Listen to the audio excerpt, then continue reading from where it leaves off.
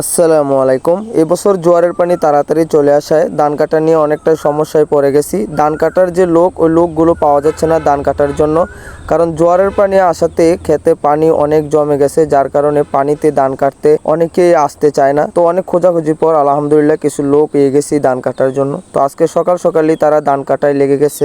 রাত্রে ভরপুর জোয়ার ছিল, যার কারণে জমির যে আইলগুলো আছে আইলগুলো পানির নিচে চলে গেছিল। এখন আলহামদুলিল্লাহ বাটা লাগছে। সকালে মোটামুটি বাটা লাগে, আর বাটায় পানিগুলো অনেকটা শুকিয়ে গেছে। আর এখনই সময় ধানগুলো কেটে নেওয়া।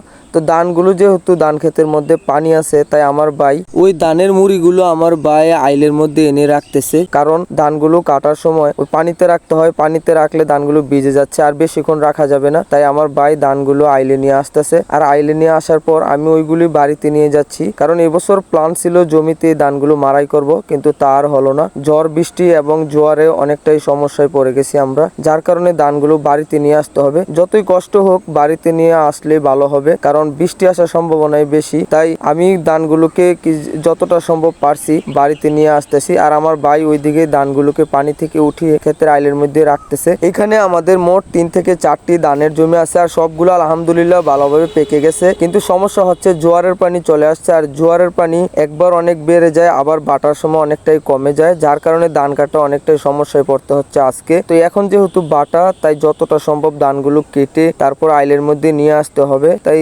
আকাশের অবস্থাটাও আজকে অনেকটাই খারাপ। আকাশে মেঘ মেঘ ভাব, বৃষ্টি আসার সম্ভাবনাই বেশি। তাই যতটুকু এখন যেহেতু বৃষ্টি আসার সম্ভাবনা আছে, কারণ বৃষ্টি যে কোনো সময় আসতে পারে, সেই আশায় বসে থাকলে হবে না। তাই যতটা সম্ভব তাড়াতাড়ি বাড়িতে নিয়ে গেলে ভালো হয়, কারণ বাড়িতে বৃষ্টি আসলেও সমস্যা নেই, কারণ এখানে বৃষ্টি আসলে বৃষ্টির পানিতে ডুবে যেতে পারে, তারপরে আবার জোয়ারের পানি। আমাদের ওই পাশের জমিটা কাটা শেষ, এখন এই জমিটা কেটে ফেলবো, কারণ জোয়ারের পানি আসবে আসবে এরকম ভাব, কারণ জোয়ারের পানি চলে আসলে আবার ধানগুলো ডুবে যাবে। এর মধ্যেই জোয়ারের পানি এসে ভরে যাচ্ছে। এই জমিটা কাটা শেষ, তারপরও জোয়ারের পানি আসতেছে। এখন সমস্যা হচ্ছে জোয়ারের পানি যেহেতু চলে আসতেছে, ধান কাটতে সমস্যা হবে। তাই আমাদের ওই উপরে একটা জমি আছে, ওইখানে জোয়ারের পানি যাবে না, ওইটা কাটা শুরু করেছে। ধান কাটার যে লোকগুলো আসছে, ওই লোকগুলো চলে যাবে দুপুরে জোহরের আজান দিলে। তাই আজকে মনে হয় বাড়িতে নেওয়া সম্ভব না। তাই আমাদের ওই পাশের যে ধান ক্ষেত্র আছে ওইটা একটু উঁচু, আর উঁচু জমিতে আমরা ধানগুলো রাখবো। এর মধ্যে বৃষ্টি চলে আসছে, নিচে জোয়ারের পানি, তারপর আবার আকাশের অবস্থা খারাপ,